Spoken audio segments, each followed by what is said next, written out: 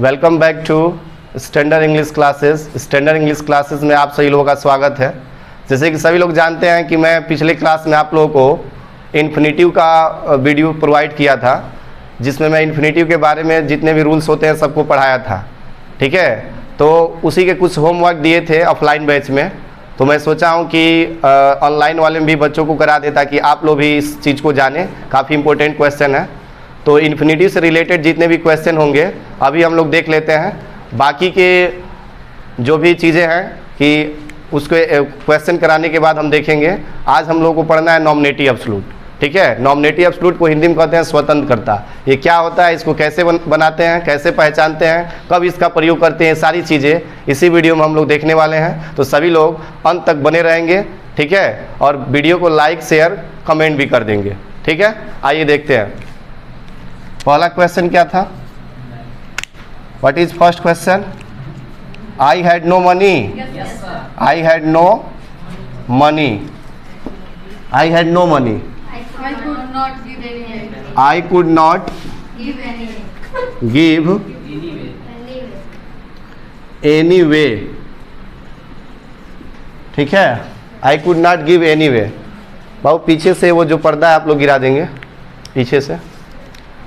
ठीक है, सही लोग ध्यान देंगे। देखिए, सबसे पहले ये आप समझेंगे कि इन्फिनेटिव का पता कैसे लगाएं, कैसे जान जाएंगे इसमें इन्फिनेटिव का प्रयोग होने वाला है। ठीक है, तो इन्फिनेटिव का पता लगाने के लिए इन्फिनेटिव का पता कैसे लगाएं, कैसे लगाएं। ठीक है, इन्फिनेटिव का पता कैसे लगाएं। देखिए, जब आपके सामने वाक्य आएंगे, ठीक है, तो अगर एक वाक्य से, किसी भी वाक्य से, चाहे पहला हो चाहे दूसरा हो, अगर एक वाक्य में क्या हो, वाक्य में क्या हो, तो वाक्य में आपका कोई उद्देश्य दिखाई दे, उद्देश्य। ठीक है, कोई उद्देश्य दिखाई दे, बात समझ गए, या इच्छा प्रकट हो, इच्छा, जिसका अंग्रेजी में वांट करके आता है। ठीक है, और डिजायर भी आता है। ठीक है, और क्या आता है, विश भी आता है, या एम भी आता है। बात समझ गए। तो जिस वाक्य से आपको लगेगा कि इच्छा का भाव प्रकट हो रहा है, उद्देश्य का भाव प्रकट हो रहा है, बात समझ गए, जिस वाक्य से ये लगेगा कि इच्छा का भाव प्रकट हो रहा है, किसका, इच्छा का भाव प्रकट हो रहा है, या उद्देश्य, ये दो ही बात जानिए ना, इच्छा या उद्देश्य। ठीक है, मतलब कोई काम कर रहे हैं, उसका कोई ना कोई उद्देश्य है, कोई ना कोई इच्छा है। ठीक है, जिसे आप लोग पढ़ रहे हैं तो आपका उद्देश्य है कोई ना कोई, तभी आप पढ़ रहे हैं। ठीक है, इस वीडियो को देख रहे हैं तो आपका कहीं ना कहीं उद्देश्य है, तभी देख रहे हैं। आपका उद्देश्य ये है कि हम इन्फिनिटी को अच्छे से समझ जाएं। बात समझ गए, तभी आप इस वीडियो को देख रहे हैं। बात समझ गए। तो हर एक काम में कहीं ना कहीं कोई उद्देश्य होता है। तो जब आपको उद्देश्य दिखाई दे, किसी काम का उद्देश्य दिखाई दे, जो आप काम कर रहे हैं, अगर आपको उद्देश्य दिखाई दे तो आप समझ जाइएगा इन्फिनिटी का प्रयोग करना है, जिसमें सबसे ज़्यादा वांट या वांटेड करके आता है, वांट या वांटेड, वांटेड करके आता है इससे। ठीक है, तो आप देखिएगा जो वाक्य आपके सामने आया हुआ है उसमें उद्देश्य है कि नहीं, ये सारी चीज़ें मैं बता दिया हूँ। अगर आपको क्लियर नहीं हुआ अभी भी तो आप अपने पिछले लेक्चर वीडियो में जाएंगे जो मैं आपको पढ़ाया हूँ, और वहाँ से आप लोग देखेंगे इन्फिनिटी को कैसे समझाया हूँ। ये तो होमवर्क है, तो थोड़ा सा शार्ट में बता दिए हैं कि वाक्य से अगर उद्देश्य प्रकट हो, ठीक है, यानी विश प्रकट हो या वांटेड करके आए, तो आप समझ लीजिएगा वहाँ पे इन्फिनिटी का प्रयोग होने वाला है। और इन्फिनिटी में क्या करते हैं, तो जिस वाक्य में वांटेड दिया रहता है, वांटेड, उसी वाक्य का इन्फिनिटी बनाते हैं। वांटेड को हटा देते हैं, डिजायर को हटा देते हैं, विश को हटा देते हैं। उसको हटाने के बाद वर्ब के पहले टू लगा के जोड़ देते हैं, वर्ब के पहले टू लगाकर जोड़ देते हैं। अगर एक वाक्य में भेरी आया रहता है तो भेरी का स्थान पे टी डबल ओ लगाते हैं, भेरी का स्थान पे क्या लगाते हैं, टी डबल ओ। ठीक है, और दूसरे वाक्य में से सब्जेक्ट को और उसके साथ कैन नॉट या कुड नॉट जो भी आया रहता है, कैन नॉट या कुड नॉट, कैन नॉट या कुड नॉट, ये जो भी आया रहता है इसको हटा देते हैं और हटा के टू लगा के जोड़ देते हैं। भेरी जब टू लगाते हैं, कैन नॉट कुड नॉट जो भी आया रहता है इसको हटा के जोड़ देते हैं। ये सारी चीज़ें बता चुके हैं बाबू, डायरेक्ट अब हम होमवर्क करेंगे, इतना टाइम नहीं है हम लोग के पास। ठीक है, तो देखिए हम पढ़ते हैं उद्देश्य है कि नहीं। आई हैड नो मनी, मेरे पास पैसे नहीं थे, मेरे पास पैसे नहीं थे। आई could not give any way, ठीक है, किसी भी तरीके से। ठीक है, मेरे पास पैसे नहीं थे, किसी भी तरीके से पैसे नहीं थे। बात समझ गए। तो आई हैड नो मनी, मेरे पास पैसे नहीं थे। आई कुड नॉट गिव एनी वे, तो मेरे पास पैसे नहीं थे तो मैं किसी भी तरीके से कुछ नहीं कर सकता था, अर्थात कोई काम नहीं कर सकता था। तो मेरे पास पैसे नहीं थे, जिसका उद्देश्य क्या हुआ कि मैं किसी तरीके से कोई काम नहीं कर सकता था। बात समझ गए? तो जिसमें उद्देश्य प्रकट हो रहा है, जिसमें उद्देश्य प्रकट हो रहा है उसी का इन्फिनिटी बनाना है। तो उद्देश्य प्रकट हो रहा है इस वाक्य से, ठीक है। मेरे पास पैसे नहीं थे, जिसका उद्देश्य क्या हुआ कि काम कर नहीं पाएंगे, ठीक है, या काम नहीं किए या कुछ भी नहीं कर पाए। तो उद्देश्य इससे प्रकट हो रहा है, इसी का इन्फिनिटी बना देंगे। और इन्फिनिटी बनाने के लिए वर्ब के पहले टू लगाते हैं, बताया ना, वर्ब के पहले टू। किस वर्ब के पहले? मेन वर्ब के पहले। तो इस वाक्य में देखेंगे मेन वर्ब कौन है, बताइए बताइए सही लोग, मेन वर्ब कौन है? यहाँ ध्यान दीजिए, गिव है ना, तो गिव के पहले टू लगा देंगे, वाक्य जोड़ देंगे। I had no money, I had no money. बात समझ गए? और इसको हटा देंगे, इसको हटा देंगे, इसको हटा देंगे, और क्या लगा देंगे? टू गिव एनी वे, बस हो गया। बात समझ गए? I had no money to give any way. अब दूसरा बताइए, दूसरा क्या था, जल्दी समझ लीजिए। दूसरा, he is very weak, he is very weak. जो भी दिक्कत होगा आप लोग बता देंगे। He can not run, he can not run. देखिए यहाँ पे देखिएगा आप लोग, यहाँ देखिए, ही इज़ वेरी वीक। मैं कहा था कि वेरी आएगा तो क्या करेंगे, देखिए पता चल गया ना। तो देखिए ही का ही, इज का इज, वेरी का टू, वेरी का क्या कर देंगे? टू, और वीक का क्या लिख देंगे? वीक। और इसमें से कैन नॉट जो भी दिया रहेगा ये सब सब्जेक्ट हटा देंगे, टोटल हटा देंगे, क्या लगा देंगे? To run. ये आपका सही हो गया, ठीक है। अब बताइएगा तीसरा क्या है, तीसरा बताएंगे आप लोग। Rita is very poor, Rita इससे थोड़ा कम दिखाई दे रहा है, चलिए दोबारा लिख देते हैं। Rita is very poor, she can not carry on her studies, full stop. यहाँ देखिए सभी लोग, यहाँ आप ध्यान दीजिए, इसको कैसे बनाएंगे। वेरी आ गया ना, तो वेरी आते ही कुछ नहीं करना है, बस टू लगा देना है। क्यों? वेरी आते ही क्या लगा देना है? टू। तो रीता क्या लिख देंगे? रीता। इज का इज, वेरी का जब टी डबल ओ, पुअर का क्या लिख देंगे? Poor. Comma inverted, sorry comma inverted comma बोल दिए, नरेशन पढ़ाते दिमाग में नरेशन ही चल रहा था। चलिए कोई बात नहीं है, सॉरी इसके लिए।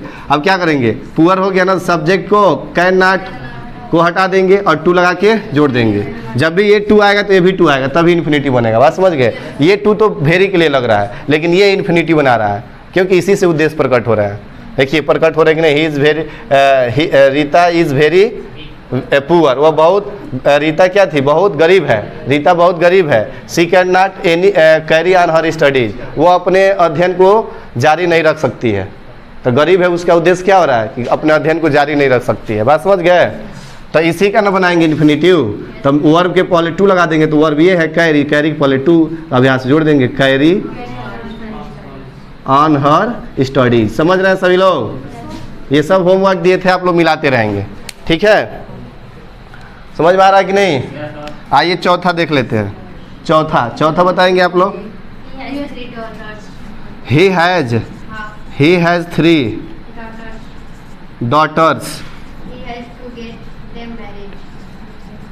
daughters, ठीक है। और क्या है? he has to get them, बताइए। मैरिड या में डबल RIED, फुल स्टॉप। देखिए इसमें देखिए क्या हो रहा है। he has 3 daughters, उसकी 3 पुत्रियां हैं, उनकी 3 बेटियां हैं, ऐसे ही बोल सकते हैं। he has to get them married, वो उनका शादी करना चाहते हैं। उनकी क्या है? इच्छा है। इच्छा निकल रहा है कि नहीं निकल रहा है? उनकी इच्छा है, 3 बेटियां क्या करना चाहते हैं? उनकी शादी कराना चाहते हैं। तो ये क्या हो रहा है? इच्छा प्रकट हो रहा है। तो जब इच्छा प्रकट हो रहा है तो वही क्या करेंगे? टू लगाएंगे। किससे इच्छा हो रहा है? पुत्रियां हैं, तो उसका इच्छा क्या है? कि उनकी शादी करा दें। तो इसी से न हो रहा है, तो इसी में मेन वर्ब के पहले टू लगा देंगे। और टू लगा हुआ ऑलरेडी, देख रहे हैं, वही से जोड़ देंगे। तो क्या हो जाएगा? क्या हो जाएगा बताइए बाबू? ही हैज 3 daughters, यस को हटा दीजिए, सब यहाँ से जोड़ दीजिए जहाँ से दिख रहा है। टू गेट देम मैरिड, हो गया। फुल स्टॉप लगा देंगे आप लोग। कोई दिक्कत इसको समझने में? किसी कोई प्रॉब्लम? चलिए आगे बढ़े, चलिए आगे बढ़ते हैं, इसको मिटा देते हैं। और कितना दिए थे बता दीजिएगा। हाँ लास्ट है पांचवा, देख लीजिए, इसके बाद हम टॉपिक स्टार्ट कर देते हैं। क्या था पांचवा? आई वांट अ नाइफ, KNIF, यही है ना? आई want a knife full stop, I can cut vegetable. I can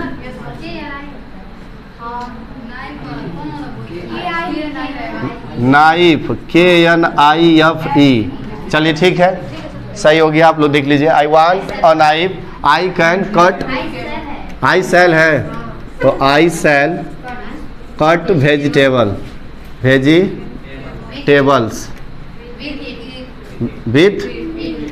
with it, यहाँ लिख देते हैं विथ इट। ठीक है, यहाँ ध्यान देंगे सभी लोग, ठीक है, यहाँ सही लोग ध्यान देंगे। इसको कैसे बनाएंगे, इन्फिनिटिव है कि नहीं इसको ध्यान दीजिए। आई वांट अ नाइफ, मैं एक चाकू चाहता हूँ, इच्छा है, चाहता हूँ, इच्छा है। हाँ, अब चाकू चाहता हूँ तो उसका उद्देश्य क्या है चाकू लेने का? I shall cut vegetables with it, मैं इससे सब्जी काटूंगा। ठीक है, तो चाकू लेने का उद्देश्य क्या है? सब्जी काटना। बात समझ गए? सब्जी काटना ना ऐसे ही आ रहा है, जब भी ना आएगा तो आप जान जाएंगे इन्फिनिटी बनाना है। ठीक है, और देखिए कन्फर्म अगर ज़्यादा करना है तो आपको कहीं ना कहीं हिंदी अर्थ निकालना सीखना पड़ेगा, और कोई ऐसा इसमें भारी वर्ड नहीं आ रहा है कि आप नहीं निकाल पाए। ऐसा कोई मतलब वर्ड नहीं है जिसका आप हिंदी नहीं जानते हैं। आई, मैं, वांट चाहता हूँ, और नाइफ एक चाकू, मैं एक चाकू चाहता हूँ। आई सेल कट, मैं काटूंगा वेजिटेबल सब्जी को विथ इट, इससे। ठीक है, इससे मतलब चाकू से। तो चाकू चाहता हूँ उसका उद्देश्य है कि इससे क्या करूँगा? सब्जी काटूंगा। तो ऐसे अर्थ निकालेंगे तो उद्देश्य इच्छा आपको पता चलने लगेगा। तो आप तुरंत क्या करेंगे, जिससे उद्देश्य इच्छा प्रकट होगा उसी को क्या कर देंगे? इन्फिनिटिव में बना देंगे। तो आइए, तो क्या होगा, इससे हो रहा है ना, तो यहाँ क्या लिखेंगे? आई वांट और नाइफ। ठीक है, इसको हटा देंगे पूरा, और यहाँ मेन वर्ब यही है, is equal to cut vegetables with it.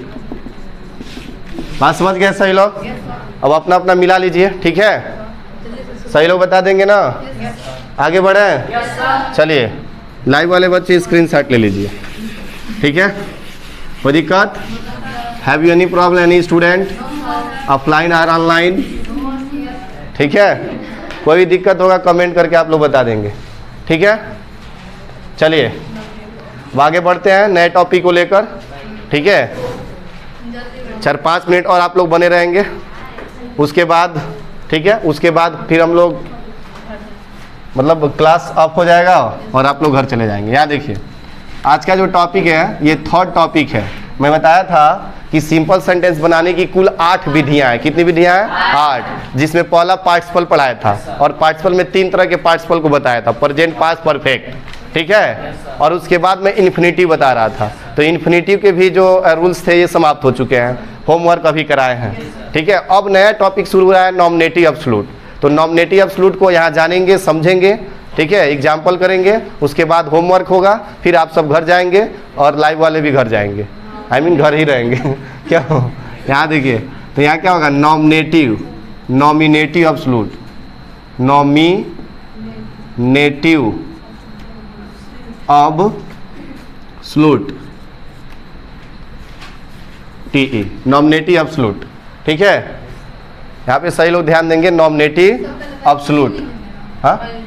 हाँ, इसको लिख सकते हैं बाय यूजिंग, ऐसे लिख सकते हैं बाय यूजिंग, कोई दिक्कत नहीं है। बाय यूजिंग यही नॉमिनेटिव एब्सोल्यूट का प्रयोग करके। ठीक है, यहाँ से लिखेंगे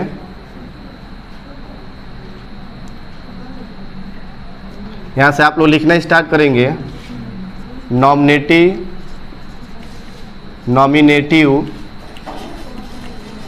एब्सोल्यूट का अर्थ स्वतंत्र कर्ता होता है। नॉमिनेटिव एब्सोल्यूट का अर्थ स्वतंत्र कर्ता होता है।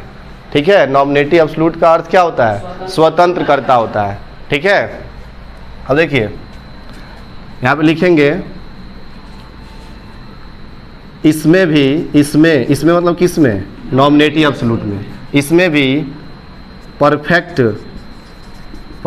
पार्टिसिपल का प्रयोग करते हैं। इसमें भी परफेक्ट पार्टिसिपल का प्रयोग करते हैं। सही लोग लिखते रहेंगे, ठीक है।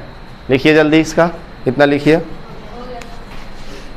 हो गया तो थोड़ा सा आप लोग रुके रहेंगे, ठीक है, क्योंकि इंक हम डाल रहे हैं। मार्कर थोड़ा हल्का चल रहा है, फीका चल रहा है नहीं जी, तो थोड़ा चटकार बनाने के लिए इंक डाल रहे हैं। कोई दिक्कत? चलिए आइए देखते हैं फिर से। तो नॉमिनेटिव एब्सोल्यूट का अर्थ क्या होता है? स्वतंत्र करता। क्या होता है? स्वतंत्र करता। चटकार हो गया? देखिए इसमें भी यहाँ लिखिए। इसमें भी क्या करते हैं? परफेक्ट पार्टिसिपल का प्रयोग करते हैं। इसमें भी परफेक्ट पार्टिसिपल का प्रयोग करते हैं, ठीक है। लिखिए इसका मतलब किसका? नॉमिनेटिव एब्सोल्यूट का। इसका प्रयोग ऐसे वाक्यों के लिए करते हैं। इसका प्रयोग ऐसे वाक्यों के लिए करते हैं जिसका मतलब किसका? वाक्य का। जिसका सब्जेक्ट यानी कि कर्ता अलग अलग हो। ऐसे समझ जाएंगे ना? जिसका सब्जेक्ट क्या हो? अलग अलग हो, ठीक है। तथा पहले वाक्य से रीजन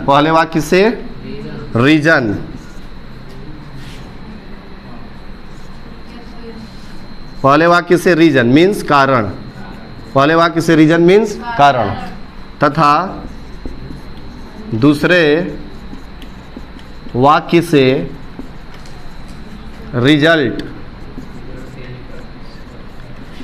यानी कि परिणाम, ठीक है। रिजल्ट यानी कि परिणाम, ठीक दिख रहा है सही लोगों को? सही लोग इसको नोट कर लेंगे या स्क्रीनशॉट कर लेंगे, ठीक है। और आप लोग लिखते रहिए ऑफलाइन वाले। देखिए नॉमिनेटिव एब्सोल्यूट का अर्थ स्वतंत्र करता होता है। इसमें भी परफेक्ट पार्टिसिपल का प्रयोग करते हैं। इसका प्रयोग ऐसे वाक्यों के लिए करते हैं जिसका सब्जेक्ट क्या होता है? अलग अलग होता है। ये सब पॉइंट है पहचानने का नॉमिनेटिव एब्सोल्यूट को, कि जिसका सब्जेक्ट क्या होता है? अलग अलग होता है। तथा दूसरा बात क्या है? पहले वाक्य से रीजन और दूसरे वाक्य से रिजल्ट का बोध होता है। रिजल्ट का बोध हो तो बात समझ गए? हो तो समझ गए? हो चलिए देखिए नॉमिनेटिव एब्सोल्यूट का अर्थ स्वतंत्र करता होता है। इसमें भी परफेक्ट पार्टिसिपल का प्रयोग करते हैं। इसका प्रयोग ऐसे वाक्यों के लिए करते हैं जिसका सब्जेक्ट अलग अलग हो तथा पहले वाक्य से रीजन तथा दूसरे वाक्य से परिणाम का बोध हो। बस बोध हो, ऐसे ही भी हो जाएगा, बोध हो। बात समझ गए? बोध हो चाहे बोध होता है, तो आप समझ जाएंगे किसका प्रयोग करना है? नॉमिनेटिव एब्सोल्यूट का। हाँ यहाँ देखिए परफेक्ट पार्टिसिपल का प्रयोग करते हैं, ये कह रहा है। परफेक्ट पार्टिसिपल क्या होता है? देखिए परफेक्ट पार्टिसिपल के बारे में बताए थे, ये हैविंग प्लस एमवी का थर्ड फॉर्म होता है। हैविंग प्लस एमवी का थर्ड फॉर्म होता है। परफेक्ट पार्टिसिपल का मतलब क्या होता है? हैविंग प्लस एमवी का थर्ड फॉर्म होता है। बात समझ गए? तो इसमें हैविंग प्लस एमवी का थर्ड फॉर्म का प्रयोग करेंगे, बट इसके सब्जेक्ट को हटाएंगे नहीं, क्योंकि इसका सब्जेक्ट क्या है? स्वतंत्र है। इसका सब्जेक्ट क्या है? स्वतंत्र है, ठीक है। बात समझ गए? और जो स्वतंत्र है उसको हटा नहीं सकते हैं। बात समझ गए ना? तो इसके सब्जेक्ट को हटाना नहीं है, और उस सब्जेक्ट के बाद क्या रख देना है? Having plus MV third. क्या रख देना है? Having plus MV third. देखिए ये अभी आपके ये थ्योरी लिखवा रहा हूँ। यदि आपको इससे क्लियर नहीं हो रहा है तो अभी मैं शॉर्ट में सब चीज़ें बता दूंगा, लेकिन पहले इसको नोट्स बना लीजिए। एक नोट्स रहेगा ताकि क्लियर रहेगा, ठीक है। चलिए इसको मिटाते हैं और एक एग्जाम्पल समझते हैं। उसके बाद एक दो रूल है लिखते हैं और फिर शॉर्ट में इसको समझा देंगे ट्रिक से। बात समझ गए? देखिए इसका एग्जाम्पल देख लीजिए। The sun rose, the fog the fog disappeared, डिसएपियर्ड,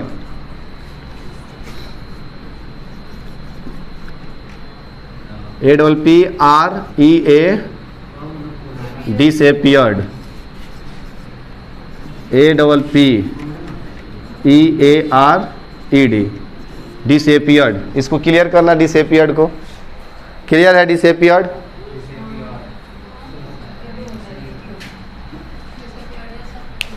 disappeared, चलिए 1 मिनट क्लियर कर देते हैं, 1 मिनट में हम क्लियर कर लेते हैं, ठीक है। बाकी आप लोग बस 2 मिनट बने रहिए, आप 2 मिनट बने रहिए, हम क्या करते हैं 1 मिनट में क्लियर करते हैं। और आप कितने मिनट बने रहिए 2 मिनट, ठीक है। थोड़ा सा क्लियर करना है बस।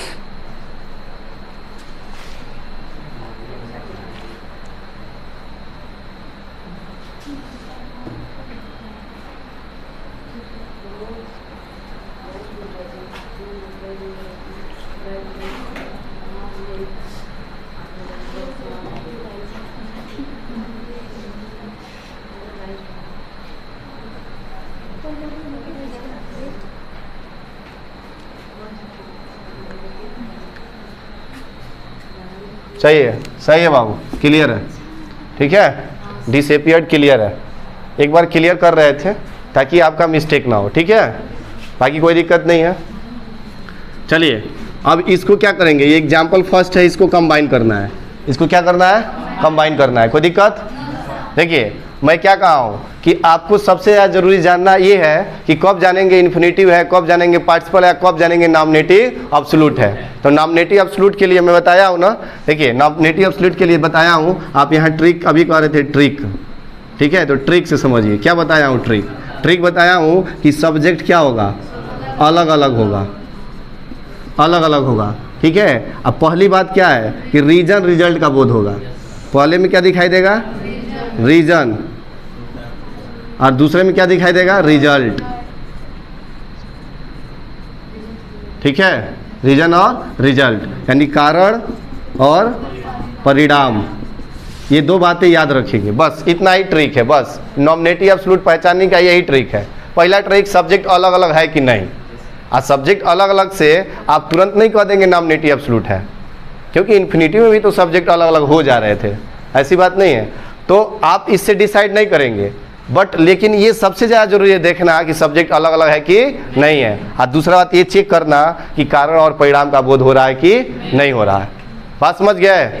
दूसरा बात ये चेक करना कि कारण और परिणाम का बोध हो रहा है कि नहीं हो रहा है। अगर हो रहा है तो क्या करेंगे, तो कुछ नहीं करेंगे, सब्जेक्ट को हटाएंगे नहीं, बल्कि सब्जेक्ट के बाद हैविंग प्लस एम भी थर्ड लगा देंगे, हैविंग प्लस एम भी थर्ड लगा देंगे। ऐसा एक्टिव वॉइस में करते हैं। ऐसा कहाँ करते हैं, एक्टिव वॉइस में। अगर एक्टिव वॉइस रहेगा तो पहली बात याद रखिएगा, सब्जेक्ट के बाद हैविंग प्लस एम भी थर्ड लगा देंगे, थर्ड लगाएंगे, याद रखिएगा, ठीक है। अगर मान लीजिए कि एक्टिव वॉइस में न आकर किस में आ गया, पैसिव वॉइस में आ गया। किस में आ गया, पैसिव वॉइस, पीवी में आ गया।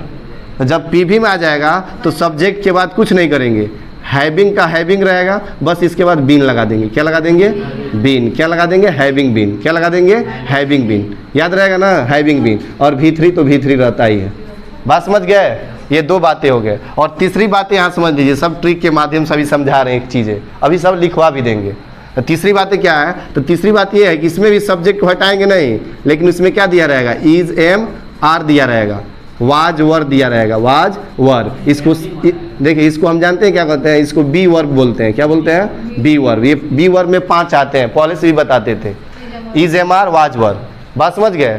तो अगर is am are was were आएगा ना, तो इसमें भी सब्जेक्ट नहीं हटाएंगे, बल्कि क्या करेंगे, इसके जगह पे इसको हटाकर हम केवल बेइंग लगा देंगे। क्या लगा देंगे, बेइंग। ऐसे आप पार्टिसिपल में भी जाने होंगे, जाने थे कि नहीं, कि इज एम आर आए तो क्या कर देंगे, बेइंग।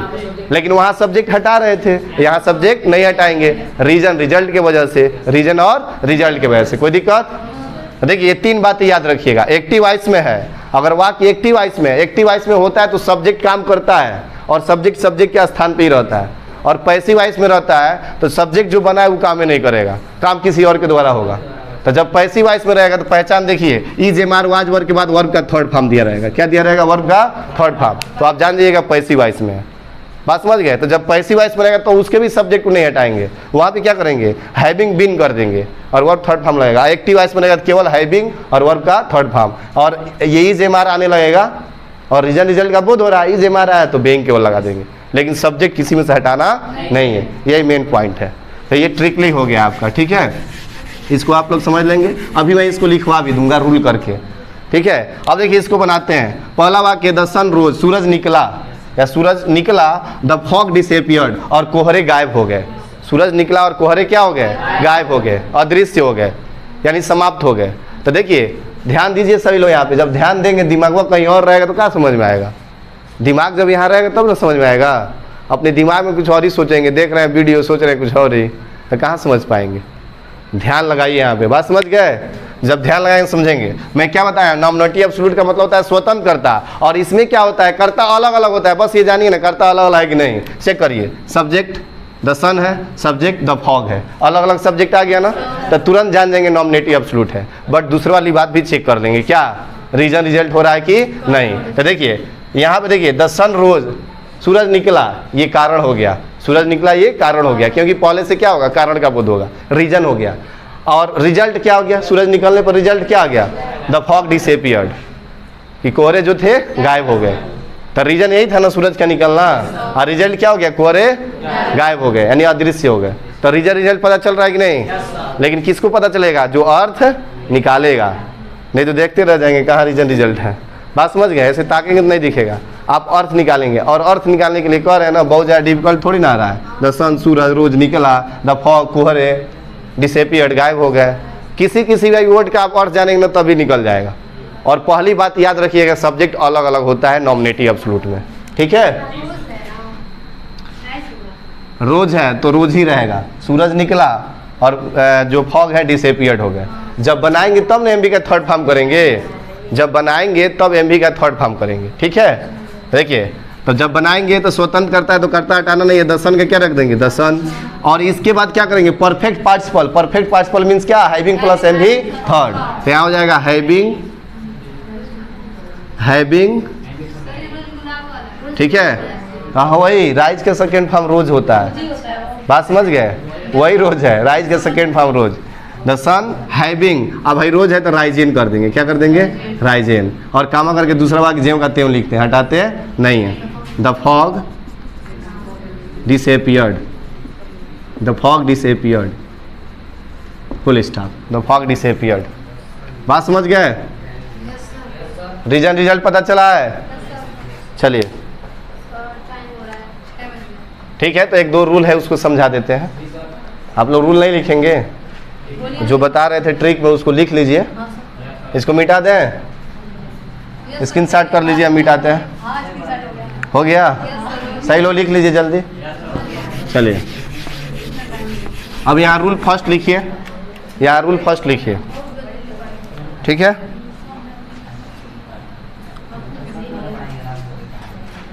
एक एग्जाम्पल दे रहे हैं, आप लोग बनाएंगे तब तक, तब हम रूल फर्स्ट लिखेंगे। द सन सेम है, the sun rose, full stop, the birds began to fly in the sky. इसको आप लोग बनाइए, जल्दी बनाइए इसको, तब तक हम यहाँ रूल लिख रहे हैं, ठीक है। रूल में आप लोग देखेंगे, जल्दी बना दीजिए, हम रूल लिखें, जल्दी बना दीजिए, जल्दी बनाइए बाबू। आप चेक करिए सब्जेक्ट अलग अलग है कि नहीं है, अलग अलग। पहला में सन है, दूसरा में क्या है? बर्ड्स। दूसरा में क्या है? बर्ड्स। तो सब्जेक्ट अलग अलग है। अब देखिए रीजन रिजल्ट हो रहा है कि नहीं हो रहा है? रीजन क्या है? सूरज का निकलना। और रिजल्ट क्या हो रहा है? चिड़ियाएं आकाश में उड़ने लगी। बात समझ गए? देखिए क्या होगा यहाँ पे, द सन का द सन, हम बोल दे रहे हैं, आप लोग मिला लीजिए, द सन का द सन।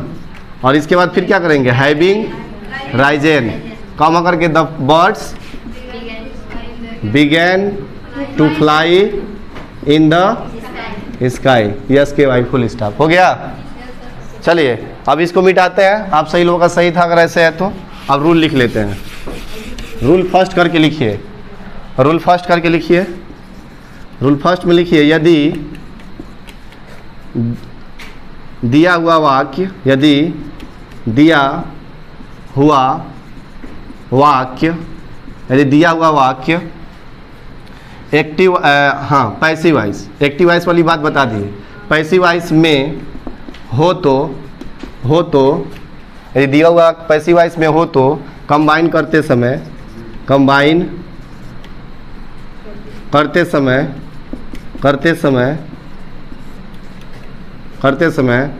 सब्जेक्ट के बाद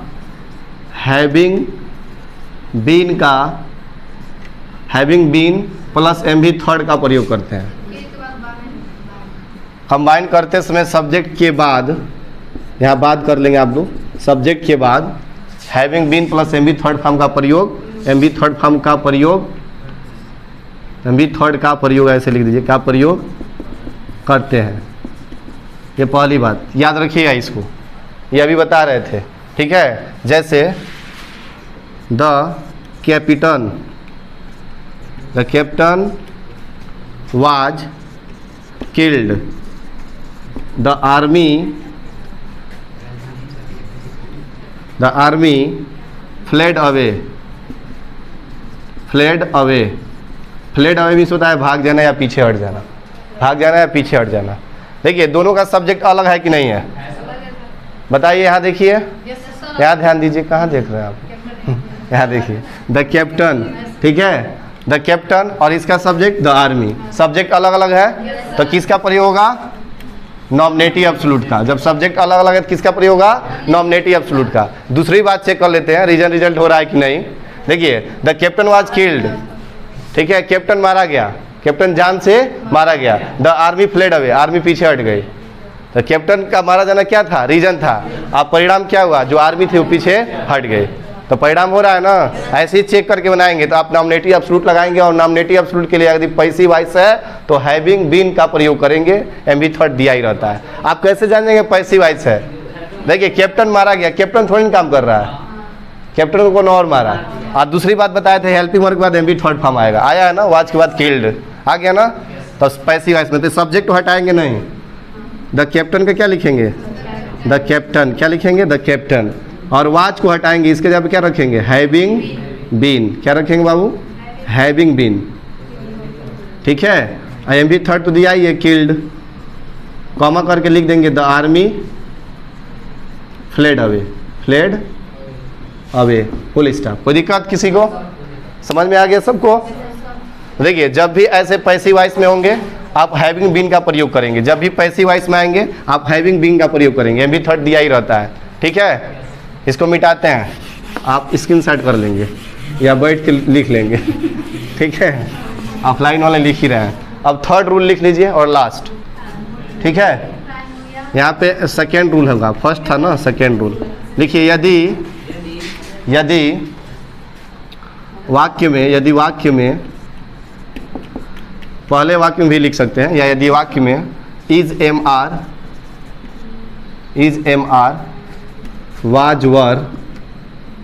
वाज वर यानी बी वर्ब का प्रयोग मेन वर्ब के रूप में हो तो, का प्रयोग मेन वर्ब के रूप में हो तो सब्जेक्ट के बाद बेइंग का प्रयोग करते हैं, बेइंग का प्रयोग करते हैं, सब्जेक्ट के बाद बेइंग का प्रयोग करते हैं। बात समझ गए। देखिए अगर इज एम आर आएगा यानी बी वर्ब आएगा तो आप सब्जेक्ट के बाद केवल बेइंग लगा दीजिएगा, ठीक है। एक बार उसको आप लोग ध्यान से देख लेंगे सही लोग, बात समझ गए। और तब इसके बाद हम लोग क्या देखते हैं, एग्जाम्पल को देखते हैं, बात समझ गए। और फिर आप लोग होमवर्क लेंगे और घर जाएंगे। जैसे देखिए एग्जाम्पल देख लेते हैं। देखिए the teacher was absent, the boys did not work, हाँ वही नोटेड का लगा रहे हैं। है देखिए the teacher was absent the boys did not work. अब देखिए आपको is am are was work दिख रहा है ना, वाक्य में दिख रहा है ना, तो क्या करना है, केवल इसकी जगह पे बेइंग रख देना है। लेकिन वो बतिया चेक करिए नॉमिनेटिव एब्सोल्यूट को जानने के लिए, कौन बतिया? हाँ परिणाम और रिजल्ट। क्यों? कारण और रिजल्ट, परिणाम और रिजल्ट नहीं, सॉरी रीजन और रिजल्ट, रीजन और रिजल्ट चेक करिए। पहली बात सब्जेक्ट अलग अलग है कि नहीं ये भी चेक कर लीजिए। तो द टीचर और इसमें द बॉयज, तो सब्जेक्ट अलग अलग होते ही जान जाएंगे कि अब नॉमिनेटिव एब्सोल्यूट आ रहा है, चल दिया है। लेकिन बस आप रीजन और रिजल्ट चेक कर लेंगे, ठीक है। तो रीजन और रिजल्ट चेक करेंगे तो क्या होगा, रीजन और रिजल्ट चेक करेंगे तो देखिए द टीचर वाज एब्सेंट, अध्यापक अनुपस्थित थे, मीन्स क्लास में नहीं थे। The boys did not work, और बच्चे जो थे, लड़के जो थे काम नहीं किए। तो देखिए रीजन क्या था, रीजन क्या था, टीचर का नहीं होना, अनुपस्थित होना, और परिणाम क्या हुआ, बच्चे काम नहीं किए। बात समझ गए, हो रहा है ना। तो वैसे ही बनाएंगे, सब्जेक्ट को हटाएंगे नहीं, क्या करेंगे, द टीचर का द टीचर, और वाज का क्या कर देंगे, बेइंग, यही तो मेन है। वाज का क्या कर देंगे, बेइंग, और अब्सेंट का अब्सेंट, और कामा करके दूसरा वाक्य ज्यों का त्यों लिख देंगे। इसमें कुछ नहीं करते हैं, नो डिस्टर्ब, ठीक है। अब द सेकेंड सेंटेंस समझ गए सही लोग, ये सबको समझ में आ गया, कोई दिक्कत? चलिए अंत तक बने रहे कि आपको बहुत बहुत धन्यवाद, ठीक है। फिर मिलते हैं अगली क्लास में। Thank you so much, take care.